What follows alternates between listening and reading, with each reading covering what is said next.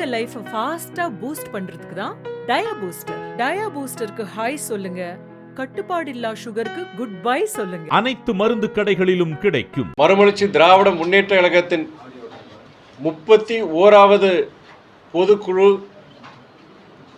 ஈரோடு மாநகரில் ஜூன் 22 அதாவது நாளை காலை 10 மணிக்கு நடைபெறவுள்ளது.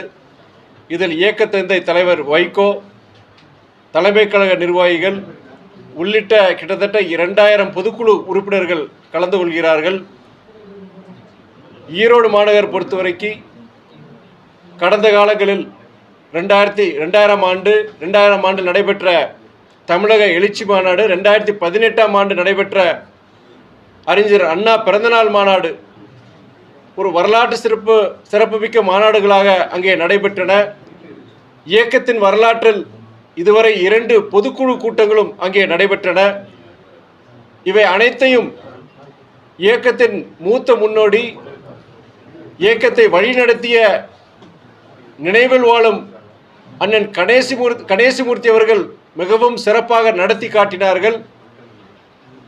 நாளை நடக்கவிருக்கின்ற மறுமலர்ச்சி திராவிட முன்னேற்ற கழகத்தின் 31வது பொதுக்குழு இயக்கம் 31 ஆண்டுகளை கடந்து 32ஆம் ஆண்டில் அடியெடுத்து வைக்கும் இந்த காலகட்டத்தில் நடைபெற உள்ளது. இந்த பொதுக்குழுவில் முக்கியமான தீர்மானங்கள், அந்த தீர்மானங்களை தலைவர் வைகோ அவர்கள் அறிவிக்க உள்ளார்.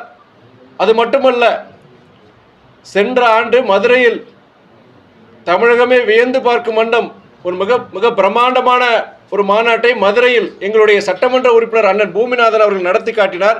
அந்த மாநாட்டை விஞ்சும் வண்ணம் இந்த ஆண்டும் நாங்கள் ஒரு வரலாற்று சிறப்புமிக்க ஒரு மாநாட்டை நடத்த உள்ளோம். அந்த மாநாட்டை பற்றியும் தமிழ்நாடு முழுவதும் அடுத்த மாதம் மண்டல ரீதியாக செயல் வீரர்கள் கூட்டங்கள், இந்த மாநாடு, இந்த செயல் வீரர்கள் கூட்டங்கள்,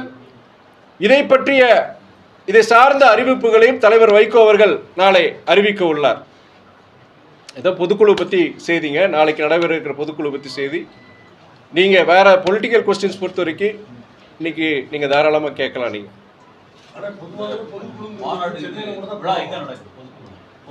பொதுக்குழு ஈரோடு மாநாடு தலைவர் நாளைக்கு அறிவிக்க போறார். எங்கன்னு அறிவிக்க போறார். பல இடங்கள் நாங்கள் தேர்வு பண்ணியிருக்கிறோம். அதை தலைவர் நாளைக்கு அறிவிப்பார். எந்த இடம் அப்படிங்க அறிவிப்பார்.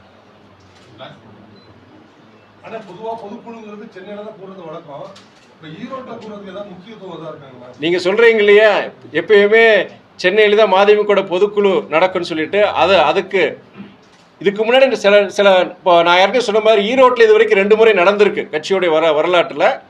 எப்பயுமே சென்னையில் நடக்கிறது, அது பெரும்பான்மையான சென்னையில் நடத்துவாங்க. இந்த தடவை என்னை போன்ற கட்சி நிர்வாகிகள் இந்த தடவை குறிப்பாக தென் மாவட்டங்கள் அல்லது கொங்கு மண்டலத்தில் இதை நடத்தணும்னு சொல்லிட்டு அந்த ஒரு மெனக்கீட்டில் தான் இப்போ நம்ம ஈரோட்டில் அறிவிச்சிருக்கிறாங்க பொதுக்குழு பொறுத்த வரைக்கும். தலைவர் வைகோ 2-3 முறை அவருக்கு மத்திய அமைச்சரா பதவி இருக்கக்கூடிய வாய்ப்பு கிடைச்சது. ஆனால் அவர் அதை விரும்பல. நீங்க தொகுதி மக்களுக்காக நிறைய பணியாற்றிட்டு இருக்கீங்க. தொகுதி மக்களும் நலன் கருதி மத்திய அமைச்சர் பதவி உங்களை தேடி வந்தால் நீங்கள் அதை லைக் பண்ணி விரும்புவீங்களா? அதாவது தலைவர் வைகோ மாத்திரம் கிடையாது, நான் உட்பட இந்த இயக்கம் பொறுத்த வரைக்கும் பட்டம் பதவிகளுக்கு அப்பாற்பட்டு தமிழக நலனுக்காக செயல்படுகின்ற ஒரு இயக்கம் தான் மறுமலர்ச்சி திராவிட முன்னேற்ற கழகம். ஒரு காலகட்டத்தில் 2011 நினைக்கிறேன், அப்போ சட்டமன்ற தேர்தலே புறக்கணித்த இயக்கம் மதிமுக. தேர்தல் பதவிகள் இதற்கு அப்பாற்பட்ட ஒரு தலைவர், ஒரு இயக்கம் தான் மதிமுக. அது நீங்கள் அதில் சேர்த்துக்கலாம். நான் இந்த அரசியலுக்கு வருவேன், ஒரு நாடாளுமன்ற உறுப்பினராக நான் வருவேன்னா நான் எதிர்பார்த்ததில்லை. அதே நேரத்தில் பொறுத்த வரைக்கும் நீங்கள் இன்றைக்கி அரசியல் பொறுத்த வரைக்கும் இன்றைக்கி அதிகாரம் தேவை. அதிகாரம் இருந்து தான் 4 பேருக்கு நல்லது செய்ய முடியுங்கிறது அது ஒரு என்னுடைய கருத்து. அது பட் இந்த சூழ்நிலையில் பொறுத்த வரைக்கும் அதுக்குண்டான அவர் அமைச்சராகக்கூடிய சூழ்நிலை கிடையாதுன்னு நான் சொல்லுவேன். எதிர்காலங்கிறது அது என்னுடைய செயல்பாடுகள், எனக்கு இறைவன் நம்பிக்கை இருக்கிற இறைவனுடைய அருள், மக்களுடைய ஒரு எதிர்பார்ப்பு, அவங்களுடைய நம்பிக்கை, இதுக்கு வச்சு நம்ம சொல்ல முடியும். இன்றைய சூழ்நிலை பொறுத்த வரைக்கும் அப்படி ஒரு வாய்ப்பு இல்லைங்கிறத நான் சொல்லுவேன். நான் எதிர்காலம்ங்கிறது அது காலம் முடிவு செய்யும், இறைவன் மக்கள் முடிவு செய்யணும். திமுக கூட்டணியில் எப்போ பிரச்சனையா இருந்தாலுமே அந்த கூட்டணியில் இருக்கக்கூடிய விடுதலை சிறுத்தைகளையும் அதிமுகவுமே ஒரு குறுகுறுன்னு பாக்குறாங்க. அதுக்கு என்ன காரணம் நினைக்கிறீங்க? அது என்னங்க குறுகுறுன்னு பாக்குறது? கொஞ்சம் விலைக்கு சொல்ல முடியுமா அந்த என்ன குறுகுறுங்கிறது? நீங்க தான் வந்து விலகி போறதுக்கான வாய்ப்புகள் இருக்கு அப்படிங்கிற மாதிரி பாக்குறாங்களே, அதுக்கு என்ன காரணம்? யார் அந்த மாதிரி பாக்குறாங்க? பொதுவான பார்வை, அரசியல் பார்வையாளர் பார்வை அப்படிதான் இருக்கு. அரசியல் பார்வையில் அப்படிங்க சொல்ல முடியாது. போய் எங்களை பொறுத்த வரைக்கும் நாங்கள் கிட்டத்தட்ட அது 7 ஆண்டுகள் முடிந்து 8வது ஆண்டில் இந்த கூட்டணியில் இருக்கோம். திமுக தலைமையில் கூட்டணியில் இருக்கிறோம். பல இதில் நீங்கள் வைக்கிற சில இதில் பொறுத்த வரைக்கும்னா, நீங்கள் ஒரு கூட்டணியில் சேரும் பொழுது ஒரு பொதுவான நோக்கம், ஒரு ஜென்ரல், ஒரு காமன் அப்ஜெக்டிவ் இருக்கும். அதனால தான் பல இயக்கங்கள் ஒரு கூட்டணியில் சேர்றாங்க. நாங்களும் அதே மாதிரி ஒரு அடிப்படையில் மதவாதத்தை எதிர்க்கிற ஒரு அணியில் நம்ம இருக்கணும்னு சொல்லிட்டு நம்ம இந்த அணியில் வந்து சேர்ந்துருக்கோம். நம்ம 8வது வருஷம் இது தொடரும். நம்ம அதே நேரத்தில் அந்த கூட்டணியில் இருக்கிற அனைத்து இயக்கங்களும் ஒரே நிலைப்பாட்டில், எல்லாத்திலையும் ஒரே நிலைப்பாடில் இருக்கணும்னு அவசியம் கிடையாது. இதில் சில மாறுபட்ட கருத்துக்கள், சில விஷயங்களை பொறுத்து மாறுபட்ட கருத்துக்கள் இருக்கலாம். இல்லை கூட்டணி தலைமை எடுக்கிற முடிவுகள் எல்லாத்துக்குமே எங்களுக்கு வந்து எல்லாருக்கும் ஒரு திருப்தி இருக்குமா? கிடையாது. சில தருணங்களில் எங்கள் இயக்கம் மாத்திரம் கிடையாது, பிற இயக்கங்களுக்கு சில நேரங்களில் பொறுத்த வரைக்கும் அவங்க கேட்டதோ எதிர்பார்த்ததோ நடக்காமல் இருக்கலாம். ஆனால் அதை வச்சுக்கிட்டு ஒரு விஷயத்தை வச்சுக்கிட்டு கூட்டணியில் பிளவு இல்லை இவங்க வந்து வெளியே போகிறாங்கன்னு சொல்ல முடியாது. உங்களுக்கு பொறுத்த வரைக்கும் சென்ற முறை நம்ம இதே மாதிரி ஒரு அரசியல் இதே மாதிரி ஒரு ப்ரெஸ் மீட்டில் பார்க்கும்போது நான் அதுக்கு சொல்லியிருந்தேன். நாங்கள் இந்த கூட்டணியில் எந்த நோக்கத்துக்காண்டி சேர்ந்தோமோ அந்த நோக்கம் இனி அந்த நோக்கத்தை பொறுத்த வரைக்கும் இன்னைக்கும் அதுக்கு அவசியம் இருக்குது. ஆனால் மதிமுக பொறுத்த வரைக்கும் இந்த கூட்டணியில் தொடரும் நான் தெளிவாக சொல்லியிருக்கிறேன். நீங்கள் எங்களை மாத்திரம் கிடையாது, நீங்கள் சொல்கிற மாதிரி விடுதலை சிறுத்தைகளாக இருக்கட்டும், இல்லாட்டி காங்கிரஸ் இயக்கமாக இருக்கட்டும், இல்லை பொது உடைமை இயக்கமாக இருக்கட்டும், எல்லாரை பற்றி அப்பப்போ சில கேள்விகள் வருது. அதுக்குண்டான பதில்கள் அந்த சொல்கிறேன். ஆனால் கூட்டணியை பொறுத்த வரைக்கும் இங்கே தமிழ்நாட்டை பொறுத்த வரைக்கும் இந்தியா கூட்டணி வலுவாக இருக்குங்கிறத நான் சொல்ல முடியும். விடுதலை சிறுத்தைகளும் கம்யூனிஸ்டும் வந்து எங்களுக்கு அதிக சீட் தரணும் கேட்போம்னு சொல்லி கேட்குறாங்க. நீங்க அதை பற்றி பேச மாட்டீங்க? இல்லை, நான் சொல்லலைண்ணா. இப்போ நீங்கள் என்கிட்ட போனோட கேட்ட கேள்வி என்னன்னா, நீங்கள் அதிக சீட்டு கேட்பீங்களான்னு கேட்டீங்க. நான் சொன்னேன்னா, நான் ஒரு முதன்மை செயலாளர், நான் இந்த முடிவு எடுக்க முடியாது. ஒரு இயக்கத்தில் பொறுத்த வரைக்கும் இயக்கத்துடைய தொண்டர்கள், நிர்வாகிகள் எல்லாருக்கும் ஒரு ஆசை. இப்போ கம்யூனிஸ்ட்காரங்க கேட்குறாங்க, இப்போ காங்கிரஸ் இயக்கம் கேட்குறாங்கன்னா அந்த இயக்கத்துடைய உரிமை இருக்குது, அது தவறு கிடையாது. எந்த அரசியல் இயக்கம் பொறுத்த வரைக்கும் அவங்க வளரணும் தான் நினைப்பாங்க, இல்லை இதோட போதுங்கிறது கிடையாது. அதை பொறுத்த வரைக்கும் அந்த மாதிரி எங்கள் மறுமலர்ச்சி திமுக பொறுத்த வரைக்கும் எங்களுடைய தொண்டர்கள், நிர்வாகிகள் எல்லாருக்குமே கூடுதல் எண்ணிக்கை சீட்டு வரணும். அங்கீகாரம் இயக்கம் பொறுத்த வரைக்கும் குறைஞ்சபட்சம் 12 சீட் நின்னாதான் அங்கீகாரம் கிடைக்கும். இதெல்லாம் எல்லாருக்கும் தெரியுது, அந்த ஆசை எங்களுக்கு இருக்குது. ஆனால் ஒரு கூட்டணிங்கிற போது பல இயக்கங்கள் சேரும்போது அந்த காலகட்டத்தில் பல நெருக்கடிகள் எங்களுக்கு மாத்திரம் கிடையாது, கூட்டணி தலைமைக்கு இருக்குது. அப்படி இருக்கும் பொழுது அப்போ ஒரு பொது நோக்கம் சொல்கிறோம் இல்லையா, ஒரு காமன் அப்ஜெக்டிவ்காண்டி நம்ம சேர்றோம். அந்த நோக்கத்துக்கு ஏதாவது பாதகம் வந்துடக்கூடாது, கூட்டணியில் ஏதாவது விரிசல் வந்துடக்கூடாது. அப்போ பொறுத்த வரைக்கும் ஒரு சமரசம் ஏற்படும். இப்போ நீங்கள் என்கிட்ட கேள்வி கேட்கும்போது எங்களுக்கு இயக்கத்தினருக்கு எங்கள் ஆசை இருக்குது. ஆனால் முடிவெடுக்க வேண்டியது இயக்கத்துடைய தலைமை நிர்வாகிகள். எல்லாருக்கும் இருக்க ஆசை தான். இப்போ எப்படி நீங்கள் கம்யூனிஸ்ட்காரங்களுக்கு, விசிகேக்கு, காங்கிரஸ்காரங்களுக்கு எல்லாருக்கும் ஒரு ஆசை இருக்கும், எங்களுக்கு ஆசை, அந்த ஆசை எனக்கு இருக்குது. ஆனால் நானாக ஒரு முதன்மை செயலராக நான் இத்தனை சீட்டு அங்கே வேணும் எதிர்பார்க்குங்கிறது அது ஒரு முதிர்ச்சியான ஒரு பதில் இருக்க முடியாது. ஒரு மெச்சூர்டு அது அப்படி நான் சொல்லவும் கூடாது. இயக்க தலைமை முடிவெடுக்கும். என்னுடைய இப்போ நீங்கள் ஒரு தனிப்பட்ட முறையில் நீங்கள் கேட்டீங்கன்னா என்னுடைய ஆசையோ இல்லாட்டி மாவட்ட செயலோட ஆசையோ துணை பிடிச்ச ஆசையோ நாங்கள் சொல்கிறோம், தலைமைக்கிட்ட சொல்கிறோம். ஆனால் நாங்களாக போய் ஒரு பத்திரிகை ஒரு ப்ரெஸ் மீட்டில் பார்த்து எங்களுக்கு இவ்வளோ வேணும் அப்படின்னு சொல்கிறது மற்ற இயக்கங்கள் நடக்கலாம். ஆனால் மதிமுக பொறுத்த வரைக்கும் ஒரு கட்டுப்பாடு உள்ள ஒரு இயக்கம். இதில் பொறுத்த வரைக்கும் தலைமை என்ன சொல்லுதோ அந்த வழிகாட்டுதல் இயங்குகிற ஒரு இயக்கம். ஆனால் நாங்கள் எங்களுடைய ஆசைகள் பொதுக்குழு நடக்குது. பொதுக்குழு நடக்கும்போது கண்டிப்பாக எங்களுடைய கருத்துக்கள் அங்கே சொல்லுவோம். நம்ம தலைமை முடிவெடுக்கும். 12 சீட்டு உங்களுக்கு நெருக்கடின்னு சொல்லியிருக்கீங்க அங்கீகாரத்துக்கு, அதுக்கு அந்த 12 சீட்டுக்கு மேல் கேட்பீங்களா? நீங்கள் அங்கீகாரம் பெறணும்னா 12 சீட்டில் நிற்கணும். நீங்கள் அங்கீகாரம் பெறணும் 12 சீட்டில் நிற்கணும். நீங்கள் அதுதான் உங்களோட பதில் சொல்லியிருந்தேன். நான் எத்தனை சீட் நாங்கள் கேட்க போகிறோங்கிறது நீங்கள் இயக்க தலைமை முடிவு பண்ணும். இதில் இல்லை, பொதுக்குழு பொறுத்த வரைக்கும் ஒரு பார்ட்டியோட ஜெனரல் கவுன்சில் பொதுக்குழு பொறுத்த வரைக்கும் இயக்கத்தினுடைய அதாவது அடிப்படை நீங்கள் பொதுக்குழு உறுப்பினர் கிட்டத்தட்ட 2000 பேர் இருக்கிறாங்க. மாநிலத்தில் பல்வேறு பகுதியிலிருந்து பல்வேறு பொறுப்புகள் இருக்கிற முக்கிய நிர்வாகிகள் இவங்க இயக்கத்தினுடைய அவங்களுடைய மனநிலைமை என்ன இருக்குது, இன்றைக்கி அரசியல் களத்தில் மதிமுகவுடைய செயல்பாடு, குறைகள் நிறைகள் இதெல்லாம் பற்றி பேசுகிறத இடம் தான் பொதுக்குழு. விவாதம் பண்ணி அதுப்போ தலைமைக்கு பொறுத்த வரைக்கும் ஓகே இது இப்போ கட்சிக்காரங்கள் பொறுத்து இந்த மனநிலைமையில் இருக்கிறாங்க செய்கிறாங்க அப்படின்னு உள்வாங்கிட்டு அடுத்து வர காலகட்டங்களில் என்னென்ன முடிவுகள் எடுக்கணும், எப்படி செயல்படணும், அந்த குறைகள் அந்த குறைகளை நிவர்த்தி பண்ணுறது. அப்போ சில சமயங்கள் பற்றி சொல்ல மாதிரி எதிர்பார்ப்புகள் கட்சிக்காரங்களுக்கு சில எதிர்பார்ப்புகள் இருக்கும். அப்போ அந்த எதிர்பார்ப்புகளை பொறுத்த வரைக்கும் அவங்களுக்கு அதை விளக்கி சொல்லணும். சிலது முடியாதுன்னா அது நம்ம சொல்லி விளக்கி சொல்லணும். இதுதான் பொதுக்குழு பொறுத்த வரைக்கும். இல்ல நீங்க அந்த 12 சீட்டுங்கிறதுல நீங்க வந்து ஒரு ஸ்ட்ராங் அனுப்பிங்களா? ஏன்னா கட்சிக்கு இது ஒரு முக்கியமான காலகட்டம் இல்லையா? அதுக்காக இல்லை, நாங்கள் கடந்த காலங்களை பொறுத்த வரைக்கும் போன முறை வந்து 6 இடத்துல நாங்கள் போட்டி போட்டோம். 6 இடத்துல போட்டி போட்டு 4 இடங்கள் அங்கே வெற்றி பெற்றோம். நாங்கள் இப்போ அதுவும் பொறுத்த வரைக்கும் என்னன்னா, நாங்கள் உதயசேரன் சின்னத்தில் போட்டி போட்டாங்க. இது போன்ற விஷயங்கள் பொறுத்த வரைக்கும் இப்போ எங்கள் சின்னத்தில் நிற்கிறதோ இல்லை கூடுதல் இடங்கள் கிடைக்கிறதோ, இதுக்கு இயக்க தோழர்களுடைய நிர்வாகிகளுடைய அந்த விருப்பத்தை தலைமைகிட்ட பொதுக்குழுவில் சொல்லுவாங்க. தலைமையை பொறுத்த வரைக்கும் பொதுக்குழு பொறுத்த வரைக்கும் அந்த முடிவு எடுப்பாங்க. நீங்கள் பொதுக்குழு முடிஞ்ச பிறகு எங்களுடைய தலைவர் பொறுத்த வரைக்கும் அவர் ப்ரெஸ் மீட் கொடுக்க போறாரு. நீங்கள் இந்த கேள்வியில் அவர்கிட்ட கேட்கலாம். தெரியல, தலைவர் தான் கடைசி முடிவு எடுப்பாரு. இப்போ 6 தொகுதிகளோட கம்மியா திமுக சீட் கொடுத்தா அந்த கூட்டணி மதிமுக இருக்குமா? நான் ஒன்னே ஒன்று சொன்னேன் இல்லையா, தேர்தல் களங்கள் பதவி இதுக்கெல்லாம் அப்பாற்பட்டு செயல்படுகின்ற ஒரு இயக்கம். இன்னைக்கு சில இயக்கங்கள் போனோட ஒரு ப்ரெஸ் மீட்டில் ஒருத்தர் கேட்டிருந்தீங்க, நீங்கள் தான் யாரோ ஒருத்தர் கேட்டிருந்தீங்க, ஏங்க அந்த சில இயக்கங்கள்லாம் பொறுத்த வரைக்கும் அங்கே எங்களுக்கு அழைப்பு இருக்குது, இங்கே எங்களுக்கு அழைப்பு இருக்குது, இப்படிலாம் சொல்கிறாங்களே அப்படின்னு.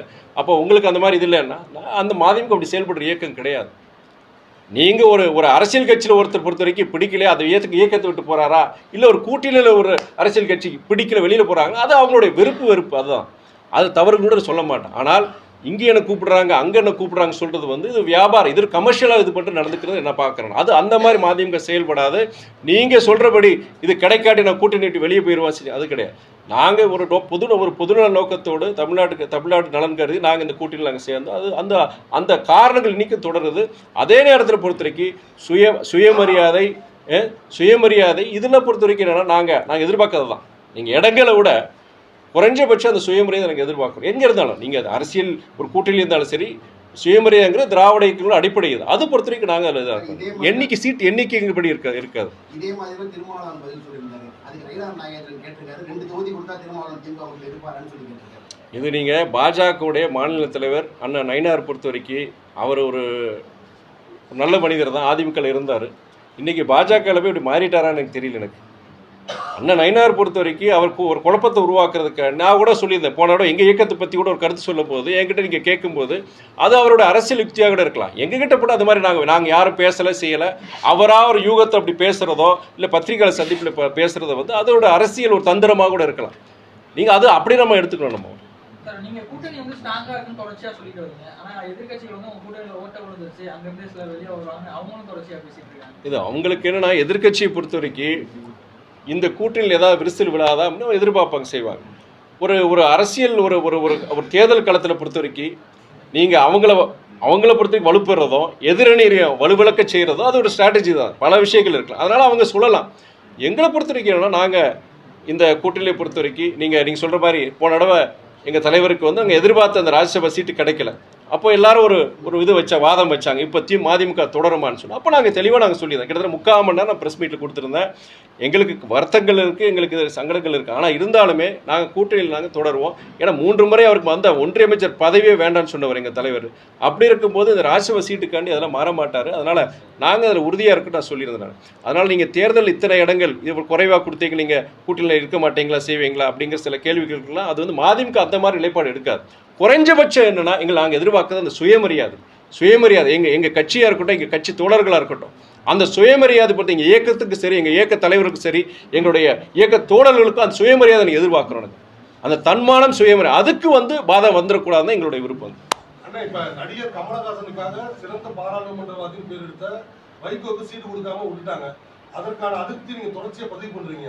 ஆனா அதே நேரத்துல கூட்டணி விட்டு நான் வெளியே போக மாட்டேன் அப்படின்னு சொல்றீங்க. இது முரண்பாடா தெரியலையா? ஏங்க, அதாவது வந்து நீங்க கேட்ட கேள்விக்கு நான் பதில் சொன்னேன். அதாவது 2 சீட்டு கொடுத்தா கூட நீங்க அவரை திரும்ப அண்ணன் நிப்பாரான்னு சொல்லிட்டு நீங்க ஒருத்தர் கேட்டாருங்க. அவர் யாருக்கு அந்த கேள்வி கேட்டாரோ, நயினார் அண்ணன் கேட்டாரோ சொன்னாங்க. நான் வந்து அப்படி சொல்லும் போது பதவிகளுக்கெல்லாம் அப்பாற்பட்ட இதெல்லாம் நான் இயக்கம் அதிமுக நாங்கள் போன தடவை பொறுத்த வரைக்கும் ராஜ்யசபா வந்து நாங்கள் எதிர்பார்த்தோம் கொடுக்கல. எங்களுக்கு வருத்தம் மனசங்கடம் இருந்தது. இருந்தாலுமே நாங்கள் இந்த கூட்டணி தொடர்ந்து தெளிவான போன ப்ரெஸ் மீட்டில் சொல்லியிருந்தேன்னு சொன்னேன். நான் வந்து இன்னைக்கு வந்து அதோட வெளிப்பாடு தான். அதை நீங்கள் தொடர்ந்து சொல்கிறது எப்படி சொல்லலாம்? நீங்கள் மதிமுக தன்மானம் உள்ள இயக்கம் கடைசி நேரத்தில் கூட்டணியை விட்டு வெளியே வந்த வரலாறு திருச்சியிலே நடந்திருக்குது. இல்லை, அது வந்து என்னன்னா நீங்கள் சொல்கிற மாதிரி அதுக்குண்டான இன்னைக்கு அந்த ஒரு சூழ்நிலை இல்லை. அதுக்குண்டான சூழ்நிலை இல்லை. ஒரே ஒரு இது என்னன்னா, எங்கள் இயக்கத்தோழர்கள் எல்லாருக்கும் தெரியும். எங்கள் இயக்கத்தோழர்கள் மாத்திரம் கிடையாது, உங்களை மாதிரி பத்திரிகை நிருபர்கள் தமிழ்நாட்டில் இருக்கிற அரசியலை கடந்து நீங்கள் பல்வேறு அரசியல் தலைவர்கள் எல்லாருமே என்ன சொல்கிறதுனா அவருக்கு ஒரு வாய்ப்பு இந்த தடவை கொடுத்துருக்கலான்னு சொன்னாங்க. அந்த வருத்தம் எங்கள் எல்லாருக்கும் இருந்தது, எங்கள் கட்சி நிர்வாகிகள் தொண்டர்கள் எல்லாம் இருந்தது.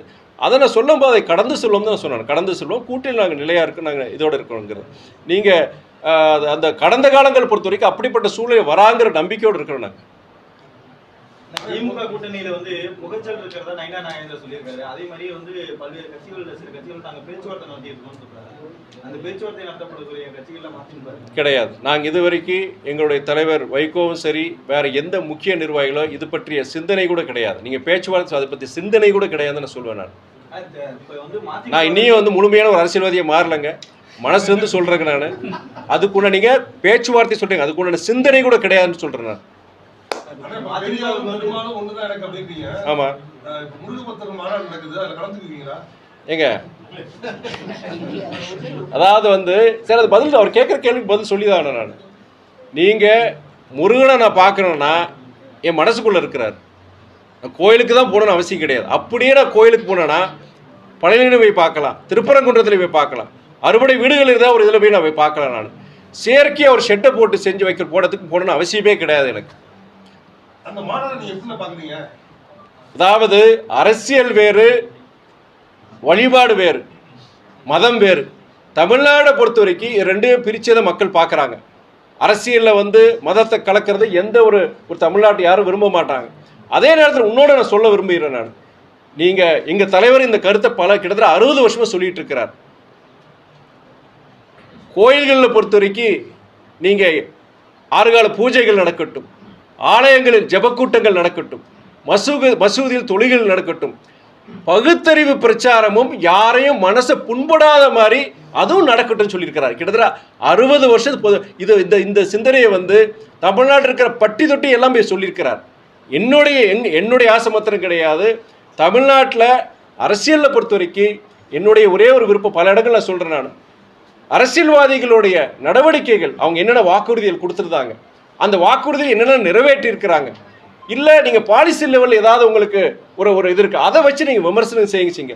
ஜாதி மதம் இதை கடந்து தான் அரசியல்வாதிகளும் சரி, அரசியல் இயக்கங்களும் சரி, மக்களும் சரி, அதை கடந்து தான் சிந்திக்கணும்னு சொல்கிறேன். நான் உங்களை மாதிரி பத்திரிகை நண்பர்கள் அதை சொல்கிறேன். தமிழ்நாடு மாத்திரம் கிடையாது, இந்தியா முழுவதும் என்னென்னா இந்த ஒரு விவாதம் இருக்கட்டும், ஒரு அரசியல் இயக்கத்தை ஆதரிக்கிறதோ, ஒரு அரசியல்வாதியை ஆதரிக்கிறதா இருக்கட்டும், ஜாதி மதங்களை கடந்து அவங்களுடைய பெர்ஃபார்மன்ஸை பாருங்க. நீங்கள் என்ன சொன்னாங்க, என்ன செய்கிறாங்க, இல்லை சொன்ன வாக்குறுதிகள் எவ்வளோ நிறைவேற்றிருக்கிறாங்க, இல்லை வந்து அவங்க வேற ஏதாவது தவறுகள் இருக்கா, லஞ்ச லாவண்யம் இருக்கா, அந்த மாதிரி வச்சு நீங்கள் ஒரு அரசியல் இயக்கத்தையோ அரசியல் தலைவரோ தேர்ந்தெடுங்கிற நான் திருமண வீடுகளில் கூட நான் பேசுகிறேன். நான் திருமண வீடுகளில் சாதாரண அரசியல் இந்த வாடையே இல்லாத ஜனங்கிட்ட பேசும்போது நீங்கள் ஒரு பஞ்சாயத்து பிரசிடென்ட் இருந்தாலும் சரி, கவுன்சிலராக இருந்தாலும் சரி, ஜாதியை பார்க்காதீங்க, மதத்தை பார்க்காதீங்க, யாரை வந்து நம்ம ஊருக்கு நல்லது நடக்கும் அதை மாத்திரம் பார்த்துட்டு நீங்கள் உங்கள் வாக்குகளை செலுத்துங்க. காசை வாங்கிட்டு ஓட்டு போடாதீங்க. இது போன்றதான் நான் பொதுவாக தமிழ்நாட்டுக்கு பொறுத்த வரைக்கும் அது எந்த இயக்கத்தையும் சொல்லலாம், மதத்தை வச்சு ஜாதியை வச்சு அரசியல் பண்ணக்கூடாதுன்னு சொல்லலாம். நீங்கள் சொல்கிற மதுரையில் நடக்கிற அந்த மாநாடு பொறுத்த வரைக்கும் என்னுடைய கருத்து கேட்குற அந்த கருத்து இதுதான் என்னுடைய கருத்து.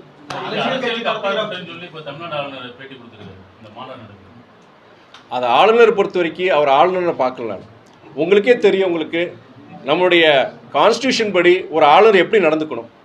அவரும் வந்து எந்தவித அரசியல் இது இல்லாமல் அந்த மாநில மக்களுக்கு, அந்த மாநில மக்களால் தேர்ந்தெடுக்கப்பட்ட அரசுக்கு ஒரு சப்போர்ட்டிவ் ரோலாக தான் ஒரு ஆளுநர், கவர்னர் இருக்கணும். ஆனால் அவரும் கிடையாது. எங்கெங்கெல்லாம் வந்து பாஜக அல்லாத அரசுகள், மாநில அரசுகள் இருக்கோ அங்கெல்லாம் இது போன்ற ஆளுநர்களை வச்சுக்கிட்டு அவங்க ஒரு பிரச்சாரகர் தான் இருக்கார். பாஜக மதவாத இயக்கங்களுடைய பிரச்சாரகர் தான் இருக்கார் ஆர் என் ரவி இருக்கிறார். தவிர அவருடைய கருத்துகள் இன்னைக்கு இல்லை, என்னைக்கு இங்கே தமிழ்நாட்டுக்கு வந்தாரோ அன்னையிலேருந்து இது வரைக்குமே ஒரு மதம் சார்ந்த, அதாவது ஒரு ஆர்எஸ்எஸ், ஒரு விஹெச்பியோட பிரச்சாரராக இருக்கிறார். ஒரு கவர்னராக செயல்படலை. இது போன்ற அவருடைய கருத்து பொறுத்த வரைக்கும், அவர் மதுரையில் நடக்கிற அந்த ஈவெண்ட்டை பற்றி அவர் சொல்கிற கருத்து பொறுத்த வரைக்கும் எப்படி இருக்கும்? ஒரு பொதுநல நோக்கோடு இருக்குமா? கண்டிப்பாக இருக்காது. ஒரு மதவாத இயக்கத்துடைய அந்த நிலைப்பாடு தான் அவருக்கு இருக்கும். இப்போ கூட்டணி கட்சி தலைவர் வந்து சிஎம் வந்து மத்திய அரசு தமிழ்நாட்டுக்கு எதுவுமே செய்யறதுன்னு தொடர்ந்து குற்றச்சாட்டு இருக்காரு. நீங்க எப்படி பாக்குறீங்க? உங்க தொகுதியை பொறுத்தவரை மத்திய அரசுடைய சப்போர்ட் எப்படி இருக்கு? என்னை பொறுத்த வரைக்கும் என்னன்னா, நீங்களே பார்த்து இதே ப்ரெஸ் மீட்டில் பல நேரங்களில் வந்து நம்ம தொகுதி சார்ந்த விஷயங்கள் வருது, எந்த பொலிட்டிக்கல் கொஸ்டின்ஸ் நான் என்டர்டெயின் பண்ணுறது கிடையாது. ஏன்னா பாலிசி லெவலில் பாலிசியில் என்னை பொறுத்த வரைக்கும் ஒரு மதசார்பின்மை ஒரு இது மாதிரி நான் ஒரு கருத்து சூழ்நிலை இந்த மாதிரி அது வேறு. ஆனால் மக்களால் தேர்ந்தெடுக்கப்பட்ட ஒரு நாடாளுமன்ற உறுப்பினராக இருக்கும்போது என்னை பொறுத்தவரை எல்லாருமே என்னுடைய ஜனங்க தான், எல்லாருமே என்னுடைய ஜனங்க தான். இதில் அரசியல் கிடையாதுன்னு நான் பார்க்குறேன். நான் ஒரு இடத்துல ஒரு பொதுநல ஒரு மக்கள் ஒரு கோரிக்கை வைக்கிறாங்களா, அங்கே யார் எந்த ஜாதி எந்த மதம் எந்த அரசியல் இயக்கம் அதெல்லாம் பொதுவாக அங்கே ஒரு தேவை இருக்குது. அந்த தேவையை பூர்த்தி செய்ய வேண்டியது என்னுடைய கடமை. அப்படி இருக்கும்போது நீங்கள் டெல்லிக்கு போய் அங்கே இருக்கிற அமைச்சர்கள் சந்திக்கும் போது நான் அப்படி தான் வைக்கிற கோரிக்கைகள் எத்தனை வருஷம் அந்த கோரிக்கைகள் இருக்குது, இதனால் என்னென்ன பாதிப்புகள் இருக்குது, எத்தனை விபத்துகள் நடந்திருக்கு, எத்தனை மரணங்கள் நடந்திருக்கு, இதை நீங்கள் செய்யாதனால உங்கள் அரசுக்கு ஒரு கெட்ட பேர் வருது, எங்களை போன்ற எதிர்க்கட்சி தலைவர் உங்களை பற்றி நாங்கள் குறை சொல்கிறோம், அதற்கு நீங்கள் இடம் கொடுக்காதீங்க அப்படிங்கிற ஒரு மனிதாபிமான அடிப்படையில் ஜனங்களுக்கு நம்ம நல்லது செய்யணுங்கிறது இதில் அரசியல் எல்லைகள் கடந்து நம்ம செயல்படுங்கிறத என்னுடைய இது கோரிக்கை அப்படி தான் நான் வைக்கிறேன். நான் அதுவும் இல்லாமல் தலைவர் வைகோவை பொறுத்த வரைக்கும் உங்களுக்கு தெரியும், தமிழ்நாடு மாத்திரம் கிடையாது, இந்தியா முழுக்க அரசியல் எல்லைகளை கடந்து பாஜக இருக்கட்டும், காங்கிரஸாக இருக்கட்டும், கம்யூனிஸ்டாக இருக்கட்டும் ஒரு மிகப்பெரிய ஒரு மரியாதை வச்சிருக்கிறாங்க. எல்லாருமே ஒரு மரியாதை வச்சிருக்கிறாங்க. அப்படி அவரோட இயக்கம் அவர் சார்பாக அந்த கோரிக்கை வைக்கிற அப்படி இருக்கும், அதுக்கு ஒரு மரியாதை கிடைக்குது. இப்போ எனக்கு ஒரு சக்ஸஸ் நீங்கள் கூட யோசிக்கல, ஒரு கேள்வி கேட்கலாம், ஏன் உங்கள் இதில் மொத்தம் நிறைய நடக்குது அப்படின்னு ஒரு கேள்வியில் கேட்க பலருக்கு வரும். அது என்னன்னா என்னுடைய அணுகுமுறை. நான் பொறுத்த வரைக்கும் சிலது பொறுத்த வரைக்கும் இதில் காரியம் இருக்குன்னு நினைக்கிறேன். நான் எனக்கு என்னால் என்னுடைய அரசியல் ஒரு இதனால் இந்த ஜனங்க பாதிக்கப்படக்கூடாது. அது என்னுடைய இது. அதில் எந்த விதத்துலையும் நம்ம அந்த திருச்சி தொகுதியை பொறுத்த வரைக்கும் நீ 1 வருஷம் முடிஞ்சு போச்சு, இன்னும் 4 வருஷம் இருக்குது மேக்சிமம். இவர் இருந்தார், அதுக்காண்டி திரும்பி இந்த தொகுதியை தக்க வச்சுக்கணும் அதெல்லாம் எனக்கு கிடையாது.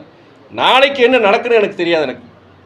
எனக்கு அப்படி ஒரு இதில் இருக்கும்போது அடுத்து ஒரு 4 வருஷம் இருக்குது இந்த பீரியட் முடியும் போது இருந்தாரியா நல்ல ஒரு அரசியல்வாதியா முடிஞ்ச வரைக்கும் செஞ்சாரியா அங்கிற ஒரு நன்மதிப்பு இந்த ஜனங்கிட்ட வந்தா எனக்கு போதும். அதில் பொறுத்தவரை இல்லை, அதில் எல்லாரும் ஒரே மாதிரி சொல்லிட முடியாது.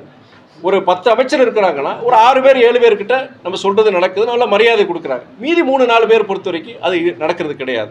முடிந்த வரைக்கும் என்னன்னா அது நடக்காதுன்னு கேட்டால் நான் அணுகிறது போகிறது கிடையாது. ஆனால் அதை கண்டிப்பாக அது முயற்சியில் எடுத்துகிட்டு தான் இருக்கிறேன். இப்போ திராவிட கட்சிகளை பொறுத்த வரைக்கும் வாரிசுகளுக்கான அரசியல் மாற்றங்கிறது ரொம்ப எளிமையாக இருந்தது.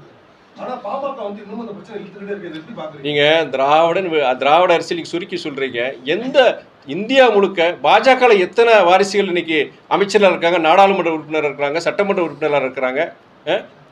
எத்தனை நீங்கள் தமிழ்நாடு இந்தியா முழுக்க எடுத்துக்கிட்டீங்கன்னா ஒரு மாநிலத்திலாவது பாஜக வாரிசுகள் இங்கே வரலையான்னு கேட்குறேன் நான். பக்கத்தில் இருக்க கர்நாடகா எடுத்துக்கோங்க, யார் அங்கே மாநில பாஜக தலைவர்?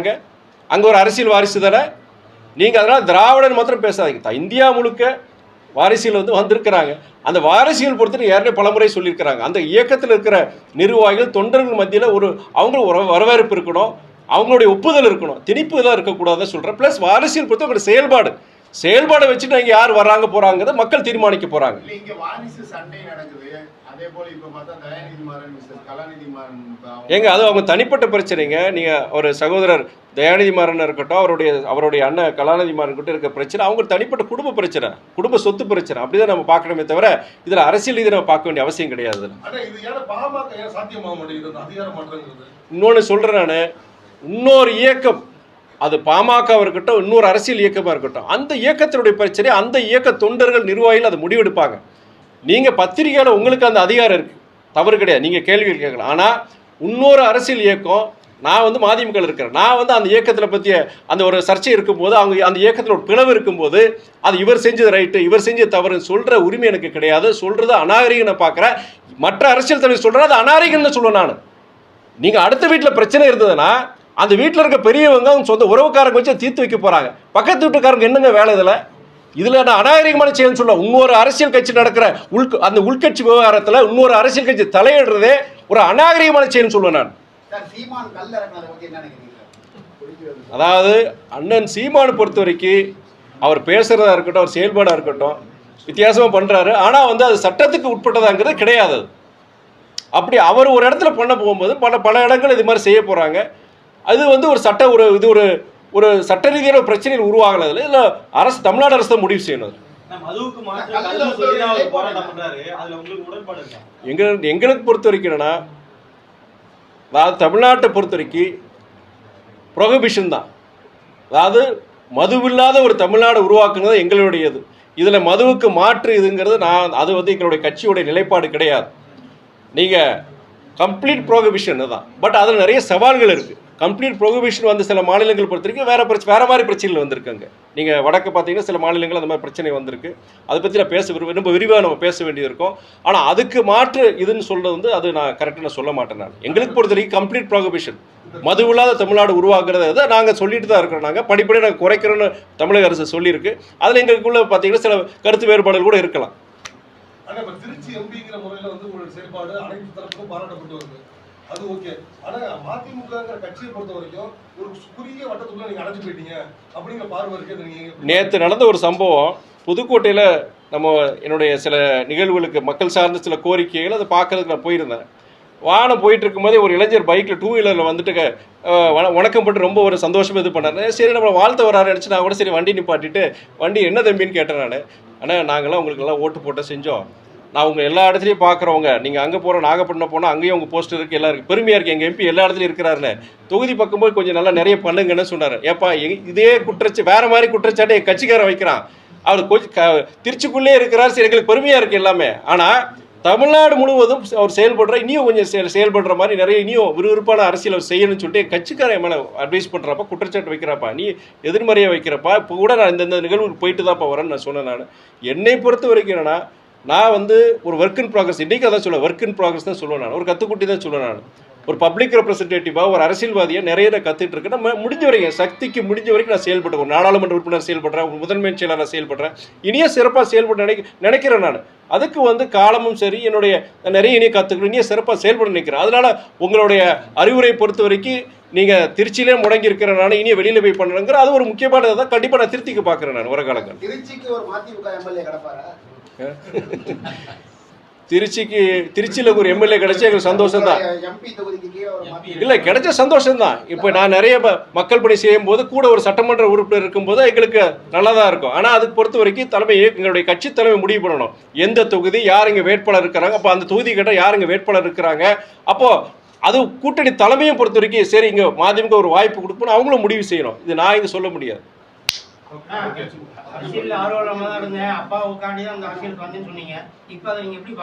இன்னைக்கு அதையும் சொல்றேன், பொய் சொல்ல மாட்டேங்க.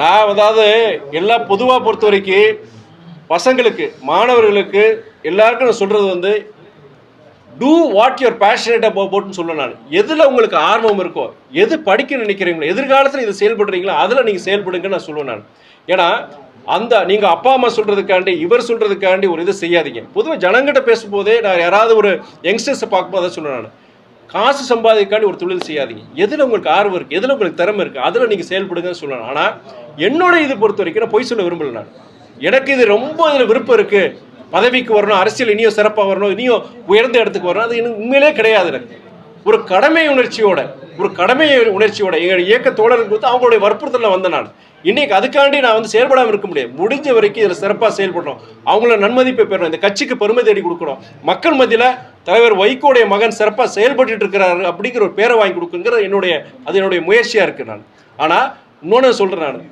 ஒரு இதில் நம்ம ஆர்வமாக அந்த பேஷனேட்டாக இருக்கும்போது ஒரு மலையை கூட கடந்து போயிடலாம். ஆனால் அதில் ரொம்ப நமக்குன்னு அதில் ஒரு பெரிய ஆர்வம் இல்லைன்னு வச்சுக்கோங்க, சின்ன குன்று கூட பெரிய மலையாக தெரியலாம். உள்ளுக்குள்ள பல கஷ்டங்கள் மனவேதனையோடு இந்த பயணிக்கிறேன். நான் வெளிப்படையாக நான் சொல்லிடுறேன். நான் வந்து இது வந்துட்டு நான் இதுக்கு நான் எங்கள் இயக்க தோழர்களுக்கோ பொதுமக்களுக்கோ ஒரு ஏமாற்றம் அளித்திருக்கக்கூடாது.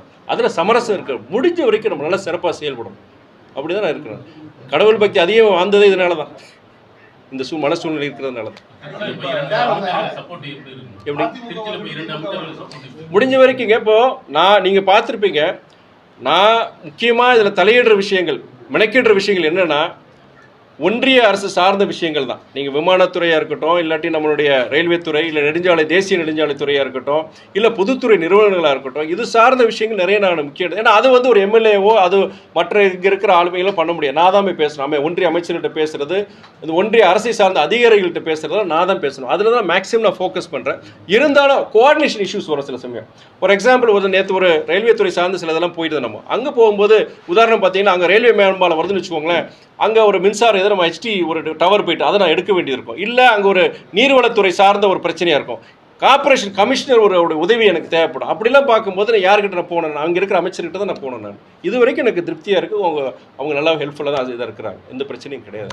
திமுக அதிமுக கூட்டணி பொறுத்த வரைக்கும் புதுசாக ஒரு கோஷம் வந்து ஆட்சியில் பங்கு அப்படின்னு சொல்கிறாங்க. அது உங்களோட நிலைப்பாடு என்னண்ணே?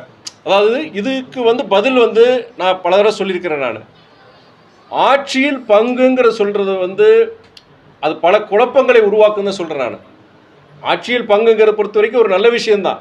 ஏன்னா பல பேருக்கு அந்த ஒவ்வொரு இயக்கத்துக்கு குறைஞ்சபட்ச சில திட்டங்கள் இருக்கும். அதை செயல்படுத்துறதுக்கு, அதை நிறைவேற்றுறதுக்கு ஆட்சியில் பங்கு கண்டிப்பாக. ஆனால் எங்களை பொறுத்த வரைக்கும் இது வரைக்கும் இந்த 4 ஆண்டுகள் இந்த திமுக தலைமையிலான கூட்டணியை பொறுத்த வரைக்கும் சில முக்கியமான சில மக்கள் கோரிக்கையில் இருக்கட்டும், நாங்கள் கொண்டு போய் முதலமைச்சர்கிட்ட சொல்கிறோம், நடக்குது. சில குறைபாடுகள் இருந்தாலுமே எங்கள் தலைவர் சொல்லும்போது அதை நிவர்த்தி பண்ணுறாங்க. அப்படி இருக்கும் பொழுது ஒரு தருணத்தில் ஆட்சியில் பங்கு இந்த தருணத்தில் ஒரு பல குழப்பங்களை உருவாக்குங்கிறத என்னுடைய அனுமானமாக இருக்கு, கருத்தாக இருக்கு. நடிகர் விஜயை வேலுமுருகன் திரும்ப சீண்டிக்கிட்டு இருக்காரு, பெண்களுக்கு கை போடுறது. சகோதரர் விஜய் பொறுத்திருக்கிறேன்னா அவர் ஒரு மிகப்பெரிய சினிமா நட்சத்திரம், லட்சக்கணக்கான ரசிகர் இருக்கிறாங்க. பொது வாழ்க்கையில் பொறுத்திருக்கிறேன்னா அவர் அவருடைய செயல்பாடுகள், அடுத்த கட்ட செயல்பாடு சில நேரங்களில் பொறுத்து சில தவறுகள் நடக்கலாம். நான் ஒரு அப்பொலிட்டிக்கலாக பார்க்குறேன், நான் அரசியலை கடந்து பார்க்குறேன். அவர் புதுசாக வந்திருக்கிறார். ஒரு சினிமா ஒரு நட்சத்திரமாக அந்த ஒரு துறையில் செயல்படுறதும் ஒரு அரசியலில் பொது வாழ்க்கையில் செயல்படும் போது நீங்கள் பல பேர் இந்த மாதிரி விமர்சனங்களை வைப்பாங்க. அந்த விமர்சனங்களை கடந்து அவர் அனுபவத்தில் தெரிஞ்சுக்க போகிறார். இப்படி ஒரு சம்பவம் நடந்ததா, இப்படி இருந்ததா, அதுக்கு அப்போ எதிர்கட்சிகளும் மற்றவங்களும் நம்மளை தாக்குறதுக்கு ஒரு வாய்ப்பை நம்ம கொடுத்துட்டோம் அப்படின்னு தெரிஞ்சுக்கிட்டு அடுத்த முறையை தவிர்க்க போகிறார். கண்டிப்பாக தவிர்ப்பார்னு நினைக்கிறேன். நான் அப்படி தான் பாசிட்டிவாக தான் எடுத்துக்கிறேன். நான் இது 2 வருஷம் முன்னாடி இந்த பிரச்சாரத்தை வச்சேன். நான் தமிழ்நாட்டில் முதல் முறையாக இந்த மும்மொழி பிரச்சனை விஷயமா இந்த வாதம் வரும்போது முதல் முறையாக நான் தான் இந்த வாதத்தை வச்சேன். நான் இங்கே நீங்கள் பாஜகக்காரங்க தமிழ்நாட்டில் நீங்கள் ஏன் 3வது மொழி கற்றுக்கூடாது? 3வது மொழியை கற்றுக்கிட்டா நல்லது தானே? ஏன் இந்தியை கற்றுக்கிட்டா நீங்கள் ஒரு பப்ளிக் செக்டர் நிறுவனத்துமோ இல்லை நீங்கள் காம்படிட்டிவ் எக்ஸாம்ஸ் போகிறதுக்கோ இல்லை வட இந்தியாவில் நீங்கள் பணிபுரியுதுக்கோ பிரயோஜனமாக இருக்குமா? ஏன் அதை தடுக்கிறீங்க அப்படின்னு சொல்கிறாங்க இல்லையா? நான் 2 வருஷமும் இந்த வாதத்தை வச்சுட்டு இருக்கிறேன். ஏன்னா நீங்கள் மொழிகள் கற்றுக்கூட தவறு இல்லை, 3வது மொழி அது ஹிந்தி மொழி பொறுத்த வரைக்கும் அவசியம்னு சொல்கிறாங்க. ஏன் ஆங்கிலம் கற்றுக்கிறது தவறுன்னு சொல்கிறாங்க? இது சொல்றது யார்? பாஜகவுடைய முக்கியமான தலைவர், உள்துறை அமைச்சர். அவர் அமித்ஷா அது கருத்து சொல்கிறார். அது விவரிச்சு நான் சொல்லணும்னா அவர் என்ன சொல்கிறாருன்னா, ஆங்கிலம் பொறுத்த வரைக்கும் ஒரு அடிமைக்கு, அதாவது நம்ம அடிமைத்தனத்தினுடைய ஒரு அடையாளமாக இருக்குது.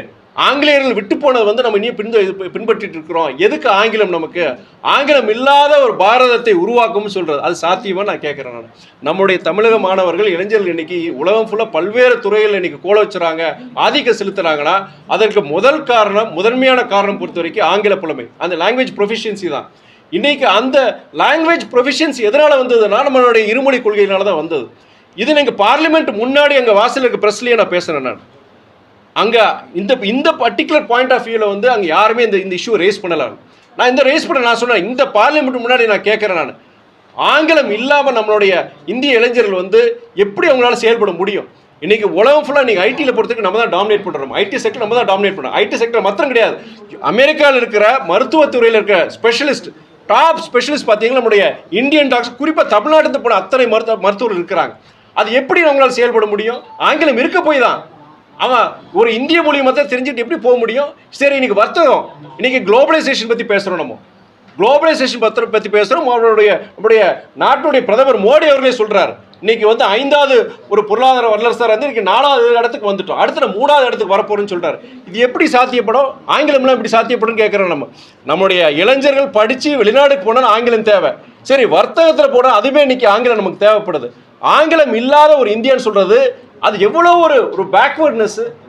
இதுதான் நான் சொல்ல வரேன். நான் இது போன்ற விஷயங்களை ஜனங்கள் பார்க்கணும். நீங்கள் இது போன்ற விஷயங்கள் ஜனங்கள் கவனம் செலுத்தணும். தமிழ்நாட்டு பாஜக தலைவர்கள் இந்த 2 வருஷமா இந்த கேள்வி கேட்குறேன். இதுக்கு என்ன பதில்? இது வரைக்கும் யார் கூட ஒரு பதில் சொல்லல. ஆங்கிலம் இல்லாத ஒரு பாரதத்தை உருவாக்க சொல்றாரு அமித்ஷா சொல்றாரு இல்லையா? இதற்கு பதில் வந்ததான் நான் கேட்கிறேன். நான் தமிழ்நாட்டு பாஜக தலைவர் கேளுங்க, நீங்க பிரஸ் கேளுங்க. நீங்க 3வது மொழியை கத்துக்கிற என்ன தவறு? இந்திய கத்துக்கிட்ட என்ன தவறு சொல்ற? நான் கேட்கிறேன். ஆங்கிலமே கூடாதுன்னு சொல்றாரு உங்க தலைவர் சொல்றாங்க, பாஜக தலைவர் சொல்றாங்க. அதுக்கு என்ன பதில்? அதாவது பார்லிமெண்ட்ல வைகோ ரொம்ப பேசியிருக்காரு. இப்போ நீங்களும் உங்களுடைய குரல்லாம் தமிழ்நாட்டுக்கு வைகோ அவர்களுடைய குரல் சிறப்பு மிக்க தமிழ்நாடு சட்டமன்றத்தில் ஒழிக்குமா? சட்டமன்ற தேர்தலில் அதுக்கான வாய்ப்புகள் வருமா? எங்களுக்கு எல்லாருக்கும் அந்த விருப்பம் இருக்கு. எங்கள் எல்லாருக்கும் அது விருப்பம். எங்களுக்குன்னு சொல்லும்போது மறுமலர்ச்சி திமுகவுடைய தொண்டர்கள், நிர்வாகிகள் எல்லாருக்கும் ஒரு வாய்ப்பு. ஆனால் இதுவரைக்கும் ஒரு சட்டமன்றத்துக்கு நுழைஞ்சதே கிடையாது. அந்த விருப்பம் இருக்குது. அவர் அது முடிவெடுக்கணும். இயக்க தலைவர் வைகோ, எனக்கு அவருக்கு 81 வயசு ஆயிடுச்சு. அவருடைய இன்னைக்கு அவர் என்ன நினைக்கிறார் அதை பற்றி, கூட்டணி தலைமை அதுக்கு ஒரு வாய்ப்பு கொடுக்கணும். அது நம்ம காலம்தான் சொல்லணும். கிழக்கு சட்டமன்ற உறுப்பினர் வந்து ஒரு பத்திரிகையாளர் சந்திப்பில் சொல்லியிருக்காரு, தமிழக முதல்வர் அறிக்கை கொடுத்திருந்தாலும் வந்து அதிகாரிகள் வந்து ஒத்துழைப்பு தர மாட்டேங்கிறாங்க. அதை பற்றி இது நீங்கள் நல்ல ஒரு கேள்விக்கு நீங்கள் கேட்டது. ஏன் சிரிக்கிறீங்க? அதாவது வந்து உண்மையிலேயே நல்ல கேள்விங்க, சிரிக்கக்கூடிய கேள்வி கிடையாது. நான் நிதர்சன பல இடங்களை பார்க்குறேன். அதாவது அரசியல்வாதிகள் நல்லவங்க கெட்டவங்க இருக்கிற மாதிரி அதிகாரிகள், அரசு அதிகாரிகளும் நல்லவங்களும் இருக்காங்க, கெட்டவங்களும் இருக்கிறாங்க. என்னதான் அமைச்சர், என்னதான் சட்டமன்ற உறுப்பினர், என்னதான் நாடாளுமன்ற உறுப்பினர் இந்த மக்கள் பிரச்சனை எடுத்துட்டு முடிக்கணும்னு நினைக்கிற நேரத்தில் அதற்கு பல நேரங்களில் சில நேரங்கள் சொல்கிறேன் நான், சில அரசு அதிகாரிகள் இருக்கிறாங்க. இப்போ நம்மளுடைய திருச்சி எடுத்துக்கிட்டீங்கன்னா இங்கே கலெக்டர் இருக்கிறார். அவரை மாதிரி சிறப்பான ஆஃபீஸரை நான் பார்க்க முடியாது. புதுக்கோட்டையில் ஒரு கலெக்டர் இருக்கிறாங்க, அருணான்னு சொல்லிட்டு இருக்காங்க. அந்த அம்மையார் பொறுத்த வரைக்கும் அவ்வளோ ஒரு நல்ல சிறப்பாக, எல்லாம் யங்ஸ்டர், 2 பேரும் யங்ஸ்டர்ஸ் தான். இவ்வளோ தூரம் இந்த திருச்சியிலும் சரி, இந்த அவங்க பொறுத்த வரைக்கும் புதுக்கோட்டை இப்போ தான் வந்திருக்கிறேன், வந்து ஒரு 4-6 மாதம் தான் இருக்குன்னு நினைக்கிறேன். இவர் நம்ம திருச்சியை பொறுத்த வரைக்கும் இவர் வந்து கிட்டத்தட்ட 3 வருஷம் ஆச்சுங்க. இந்த மாவட்டத்தில் பல நல்லது நடந்துட்டுருக்குன்னா அது முக்கியமான காரணம் நம்முடைய கலெக்டர்னு சொல்லுவேன் நான். இது போன்ற நல்ல கலெக்டர் மாத்திரம் சொல்ல மாட்டேன், பல்வேறு அரசு துறையில் பல்வேறு அதிகாரிகள் இருக்கிறாங்க, அவ்வளோ ஹார்ட் ஒர்க் பண்ணுறவங்க இருக்கிறாங்க. ஆனால் அதே நேரத்தில் சில செயல்படாமல் பல மாதக்கணக்கில் ஃபைல்ஸ் பெண்டிங்கை போட்டு விட்டுட்டு செஞ்சுட்டு அது சாதாரண ஜனங்களுடைய உண்மையான அடிப்படை ஒரு தேவையாக இருக்கும். ஒரு கையெழுத்து தான் அது போடாமல் இருக்கிற அதிகாரிகள் இருக்கிறாங்க. அதனால் அவர் சகோதரர் இனிகோ சொல்கிறது நான் உண்மையில் நான் அக்செப்ட் பண்ணிக்குவேன். அது உண்மை இருக்குது.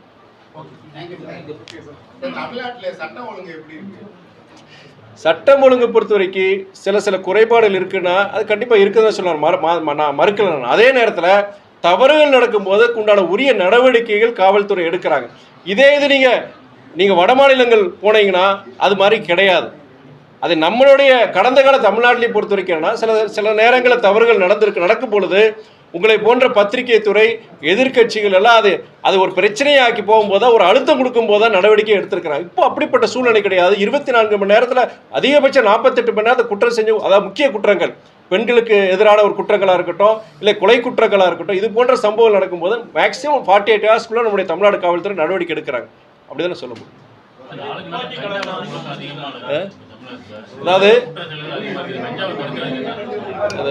அதாவது உங்களுடைய இது வந்து பொறுத்த வரைக்கும் நம்ம தமிழ்நாடு மாத்திரம், நான் ஜஸ்ட் ஒரு ஃப்ராங்காக பேசுகிறேன், தமிழ்நாடு மாத்திரம் கிடையாது, இந்தியா முழுக்க பார்த்தீங்கன்னா குற்ற சம்பவம் கூட்டிகிட்டு தான் இருக்கு. அது காரணம் பொறுத்த வரைக்கும் என்னன்னா, இன்னைக்கு இருக்கிற சில தமிழ்நாடுன்னு சொல்லி இந்தியா ஃபுல்லாக இன்றைக்கி இந்த ட்ரக் கல்ச்சர் பார்த்தீங்கன்னா பயங்கரமாக இருக்குது. நீங்கள் தமிழ்நாடு எவ்வளோ பரவாயில்ல, மற்ற வட மாநிலங்கள் பார்த்தீங்கன்னா இந்த போதைப் பொருளுடைய இது பார்த்தீங்கன்னா ரொம்ப பயங்கரமாக இருக்குது. டெல்லி எடுத்துக்கோங்க, டெல்லி நம்முடைய தலைநகரம். அங்கே இருக்கிற சட்டம் எப்படி இருக்குது? நீங்கள் வாரத்துக்கு ஒரு துப்பாக்கி சூடு, ஒரு பாம்பு தான் இருக்குது. நான் டெல்லியில் போயிருப்போம். டெல்லி நாங்கள் பார்லிமெண்ட் நடக்கும் பேப்பரை படிக்கும்போது நான் பார்க்கும்போது நம்மளுடைய தமிழ்நாடு ஞாபகம் வரும். தமிழ்நாடு பற்றி இருக்க நம்மளுடைய தென் மாநிலங்களுடைய இதுதான் எனக்கு ஞாபகம் வருது. எனக்கு இங்கே எவ்வளோ பரவாயில்ல, டெல்லி தலைநகரில் எவ்வளோ பிரச்சனை இருக்குது. அது காரணம் பொறுத்த வரைக்கும்னா இன்னைக்கு நீ சொல்கிற இந்த ட்ரக் கல்ச்சரு, இன்னைக்கு வந்து நீங்கள் சொல்கிற அந்த சில சஃபஸ்டிகேட்டட் வெப்பன்ஸை பொறுத்த வரைக்கும் இன்றைக்கி சாதாரண குற்றவாளி கையில் கிடச்சிருது. இன்றைக்கி அது வந்து இன்னைக்கு இந்தியா மாத்திரம் கிடையாது, உலகம் முழுக்க இந்த ஒரு கலாச்சாரம், தவறான ஒரு கலாச்சாரம் உருவாகிட்டு இருக்கு. அதுக்கு வந்து அந்தந்த அரசுகள் சில சட்டங்கள் அதான் புது சட்டங்கள் நமக்கு அரசு கொண்டு வராங்க, மாநில அரசும் கொண்டு வராங்க, ஒன்றிய அரசும் கொண்டு வராங்க. இதுக்கு என்னன்னா மக்கள் மத்தியில் சிலதுக்கு உண்டான இது இருக்கணும். இன்னைக்கு போதை கலாச்சாரம் பொறுத்த வரைக்கும் அரசியல் சட்டங்கள் இருக்கு, எல்லாம் இருக்கு. ஆனால் அதை வாங்குறது யாரு, அது விற்கிறது யாரு?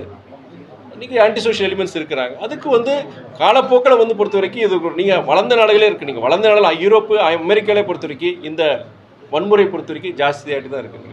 நீங்கள் அமெரிக்காவில் பார்க்கலாம், வேர்ல்ட்ஸ் பிக்கஸ்ட் டெமோக்ரஸி எல்லாம் இருக்குது. அங்கேயே பார்த்தீங்கன்னா உங்களுக்கு பள்ளிக்கு, அதாவது போன மாதம் கூட ஒரு பள்ளியில் வந்து துப்பாக்கி சூட் நடந்து கிட்ட 10 பேர் 15 பேர் இறந்துட்டாங்க. நீங்கள் டெரரிசம் பற்றி பேசுகிறாங்க, அவங்க ஊர்லேயே எவ்வளோ மோசமாக இருக்குது. ஆனால் நம்ம ஊரை பற்றி தமிழ்நாடு பொறுத்த வரைக்கும் என்னன்னா, அஃப்கோர்ஸ் சிலதெல்லாம் பார்க்கும்போது ஒரு அச்சுறுத்தலாக இருக்குது. ஏன்னா இதெல்லாம் இங்கே இருக்குது, நடக்குது, அடுத்து இனியும் மோசமாகுமாங்கிற ஒரு பயம் இருக்குது. அந்த பயம் எனக்கு இருக்குது. பட் பொறுத்த வரைக்கும் என்னன்னா, அரசாங்கம் பொறுத்த வரைக்கும் காவல்துறையும் சேர்த்து இது போன்ற எதிர்க்க வரும் காலங்களில் இது போன்ற இதை நம்ம தவிர்க்கிறதுக்கு என்னென்ன முயற்சி எடுக்கணும்னு சொல்லுவோம்.